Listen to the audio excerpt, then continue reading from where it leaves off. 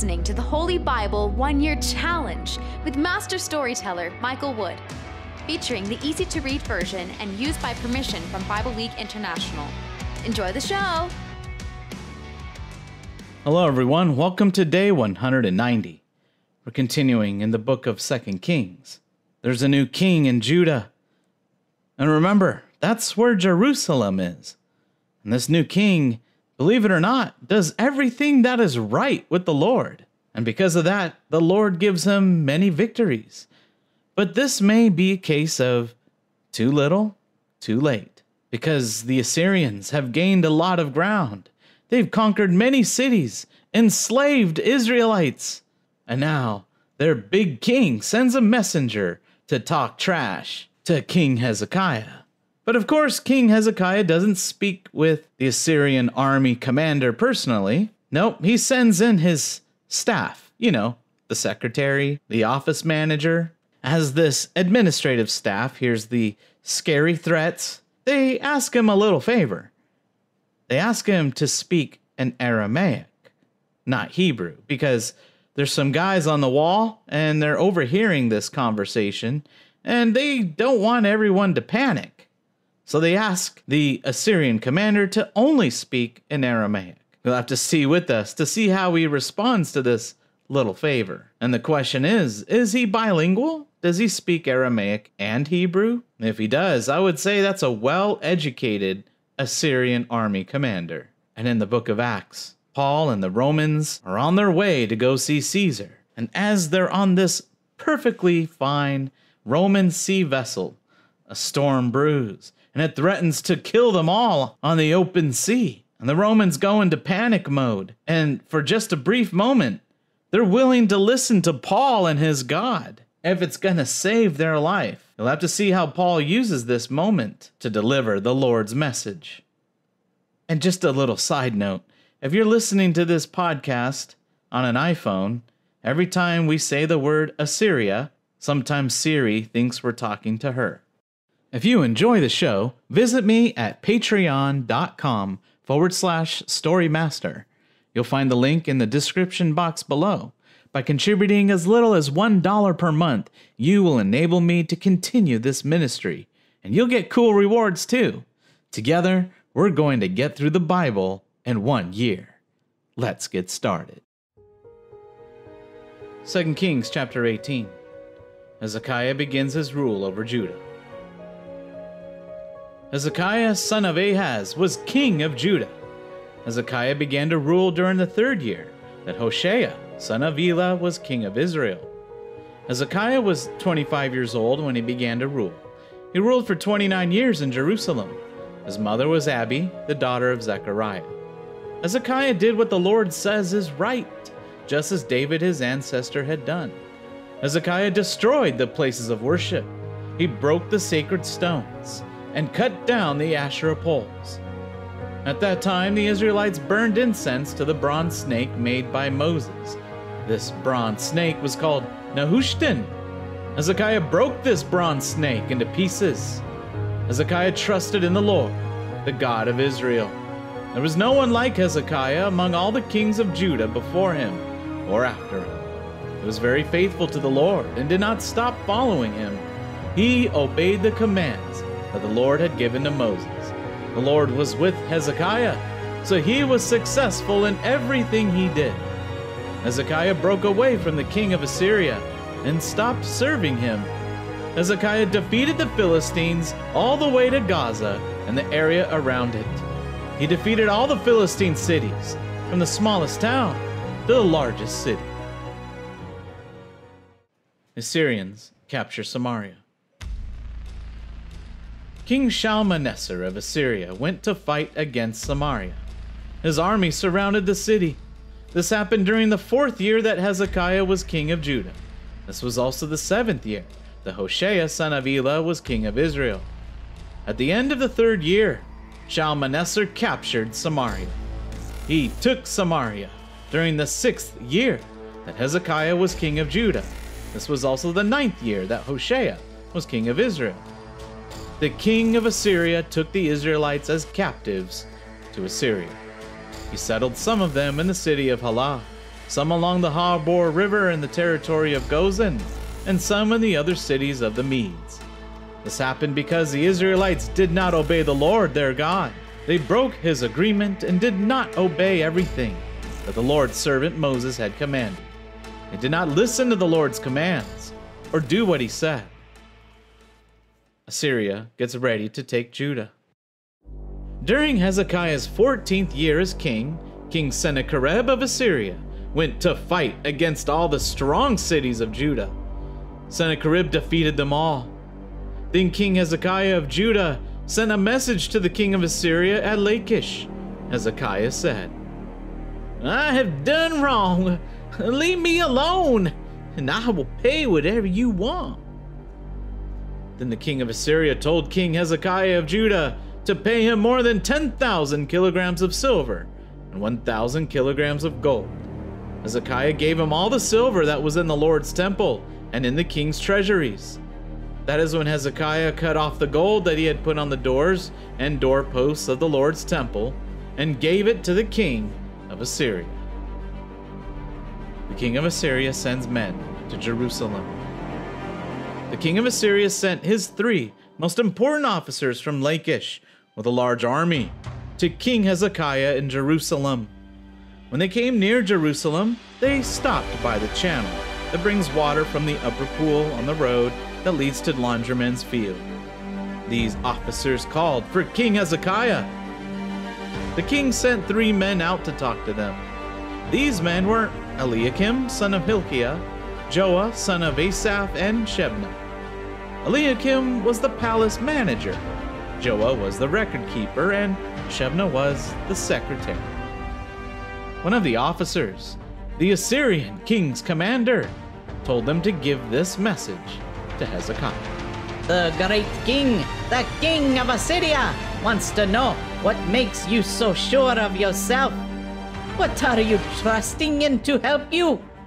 If you say, 'I trust in power and great battle plans,' those are useless words. Now I ask you, who do you trust so much that you are willing to rebel against me? Are you depending on Egypt to help you? Egypt is like a broken walking stick. If you lean on it for support, it will only hurt you and make a hole in your hand. Pharaoh, the king of Egypt, cannot be trusted by anyone who depends on him for help. Maybe you will say, 'We trust the Lord our God to help us.' But I know that Hezekiah destroyed the altars and places of worship where people honor the Lord. Hezekiah told the people of Judah and Jerusalem, 'You must worship only at this one altar here in Jerusalem.' If you still want to fight my master, the king of Assyria, I will make this agreement with you. I promise that I will give you 2,000 horses if you can find enough men to ride them into battle. But even then, you couldn't beat one of my master's lowest ranking officers. So why do you still depend on Egypt's chariots and horsemen? Now, do you think I came to this country to destroy it without the Lord's help? No, the Lord said to me, "Go up against this country and destroy it." Then Eliakim, son of Hilkiah, Shebna, and Joah said to the commander, "Please speak to us in Aramaic, not Hebrew. We will understand you, but we don't want the people sitting there on the wall to understand what you say." But the commander said, My master sent me to speak to everyone, not only to you and your king. I must also speak to those people sitting there on the wall. When we surround your city, they will suffer too. Like you, they will become so hungry, they will eat their own waste and drink their own urine. Then the commander, shouting loudly in Hebrew, gave this warning to them all. "Hear this message from the great king, the king of Assyria. This is what the king says. Don't let Hezekiah fool you. He cannot save you from my power. Don't listen to him when he tells you to trust in the Lord. Don't believe him when he says, The Lord will save us. He will not let the king of Assyria defeat the city. Don't listen to Hezekiah. This is what the king of Assyria says. Come out here and show me that you want peace. Then you will all be free to have grapes from your own vines, figs from your own trees, and water from your own well. After some time, I will come and take you to a land like your own. In that new land, you will have plenty of grain for making bread and vineyards for producing wine. I am offering you a choice between living and dying. Don't believe Hezekiah when he tells you. The Lord will save us. He is wrong. Did any of the gods from other nations save their land from the king of Assyria? When I destroyed the cities of Hamath and Arpad, where were their gods? What about the gods of Sepharvaim, Hena and Eva? Were any gods able to save Samaria from my power? None of the gods of these other places were able to save their land from me. So why do you think the Lord can save Jerusalem from me? But the people were silent. They did not say a word to the commander because King Hezekiah had commanded them, don't say anything to him. Then Eliakim, the palace manager, Joah the record keeper, and Shebna the secretary went to Hezekiah. The clothes were torn to show they were upset. They told Hezekiah everything the Assyrian commander had said. When King Hezekiah heard this, he tore his clothes to show he was upset, and he put on rags and went to the Lord's temple. Hezekiah sent Eliakim, the palace manager, Shebna the secretary, and the leading priests to the prophet Isaiah, son of Amoz. They wore the special clothes that showed that they were sad and upset. They said to Isaiah, King Hezekiah has commanded that today will be a special day for sorrow and sadness. It will be like the day a child is ready to be born, but the mother is not strong enough to give birth. The commander's master, the king of Assyria, has sent him to say bad things about the living God. Maybe the Lord your God will hear all those things and answer them. Maybe the Lord your God will show how wrong the enemy is. So pray for the people who are still left alive. King Hezekiah's officers went to Isaiah. Isaiah said to them, Give this message to your master Hezekiah. The Lord says, Don't be afraid of what you heard from the commanders. Don't believe what those boys from the king of Assyria said to make fun of me. Look, I will send a spirit against the king of Assyria. He will get a report warning him about a danger, so he will return to his own country, and I will cut him down with a sword in his own country. The Assyrian army leaves Jerusalem. The commander heard that the king of Assyria had left Lachish and found them at Libnah fighting against that city. And the king of Assyria heard a report that said, Tirhakah, the king of Ethiopia, has come to fight against you. So the king of Assyria sent messengers to Hezekiah again. He told them to tell King Hezekiah of Judah these things. Don't be fooled by the God you trust when he says, Jerusalem will not be defeated by the king of Assyria. You have heard what the kings of Assyria did to all the other countries. We completely destroyed them. Will you be saved? No. Did the gods of those nations save their people?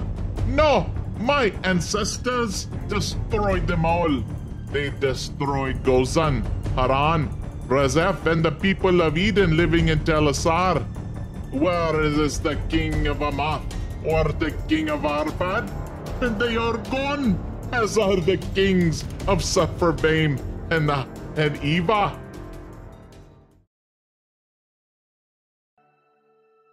Acts 27, verses 13 to 44. The storm. Then a good wind began to blow from the south. The men on the ship thought, "This is the wind we wanted, and now we have it." So they pulled up the anchor. We sailed very close to the island of Crete. But then a very strong wind, called the northeaster, came from across the island. This wind took the ship and carried it away. The ship could not sail against the wind, so we stopped trying and let the wind blow us. We went below a small island named Cauda. With the island protecting us from the wind, we were able to bring in the lifeboat. It was very hard to do. After the men brought the lifeboat in, they tied ropes around the ship to hold it together. The men were afraid that the ship would hit the sandbanks of Syrtis, so they lowered the sail and let the wind carry the ship. The next day, the storm was blowing against us so hard that the men threw some things out of the ship. A day later, they threw out the ship's equipment. For many days, we could not see the sun or the stars. The storm was very bad. We lost all hope of staying alive. We thought we would die. The men did not eat for a long time. Then one day, Paul stood up before them and said, "Men, I told you not to leave Crete. You should have listened to me. Then you would not have had all this trouble and loss. But now I tell you to be happy. None of you will die. The ship will be lost. Last night an angel came to me from God, the God I worship and belong to. The angel said, 'Paul, don't be afraid. You must stand before Caesar, and God has given you this promise. He will save the lives of all those sailing with you.' So men, there is nothing to worry about. I trust God, and I'm sure everything will happen just as his angel told me. We will crash on an island." On the 14th night, we were still being blown around in the Adriatic Sea. The sailors thought we were close to land. They threw a rope into the water with a weight on the end of it. They found that the water was 40 meters deep. They went a little farther, threw the rope in again. It was 30 meters deep. The sailors were afraid that we would hit the rocks, so they threw 4 anchors into the water. Then they prayed for daylight to come. Some of the sailors wanted to leave the ship, and they lowered the lifeboat to the water. They wanted the other men to think that they were throwing more anchors from the front of the ship. But Paul told the army officer and the other soldiers, "If these men do not stay in the ship, you will lose all hope of survival." So the soldiers cut the ropes and let the lifeboat fall into the water. Just before dawn, Paul began persuading all the people to eat something. He said, "For the past 2 weeks, you have been waiting and watching. You have not eaten for 14 days. Now, I beg you to eat something. You need it to stay alive. None of you will lose even one hair from your heads." After he said this, Paul took some bread and thanked God for it before all of them. He broke off a piece and began eating. All the men felt better and started eating too. There were 276 people on the ship. We ate all we wanted. Then we began making the ship lighter by throwing the grain into the sea. When daylight came, the sailors saw land, but they did not know what land it was. They saw a bay with a beach and wanted to sail the ship to the beach if they could. So they cut the ropes to the anchors and left the anchors in the sea. At the same time, they untied the ropes that were holding the rudders.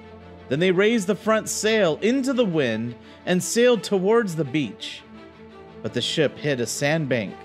The front of the ship stuck there and could not move. Then the big waves began to break the back of the ship to pieces. The soldiers decided to kill the prisoners so that none of the prisoners could swim away and escape.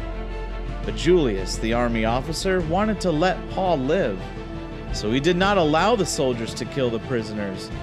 He told the people who could swim to jump into the water and swim to land.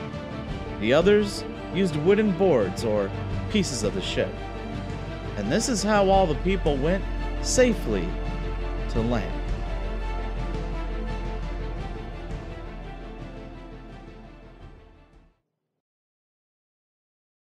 Psalm 82, a psalm of Asaph. God leads any meeting of divine beings. He stands as judge among the gods. He says, How long will you judge unfairly and show special favors to the wicked? Defend the poor and orphans. Protect the rights of the poor. Help those who are poor and helpless. Save them from those who are evil. They don't know what is happening. They don't understand. They don't know what they are doing. Their world is falling down around them. I, the God Most High, say, you are judges, my own sons. But you will die like a human. Your life will end like that of any ruler. Get up, God. You be the judge of the earth, because all the nations belong to you.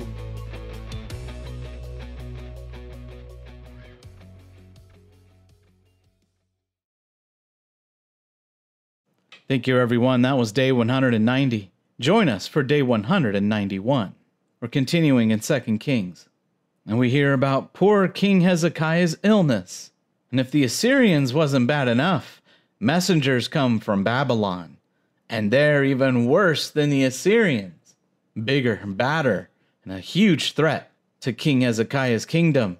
But luckily, he has a prophet on his side, the prophet named Isaiah, and he has a message from the Lord. And in the book of Acts, Paul and the men land on the island of Malta. Then some supernatural things happen to where people think Paul is a god. But despite his godlike status on the island, it doesn't stop Paul from his primary mission, to go evangelize and preach the word of God to Caesar, the emperor of Rome. We hope you enjoyed today's verses. Be sure to leave us a positive review and to share this podcast with your friends and family. Please join us for the next episode as we experience the Bible in 1 year.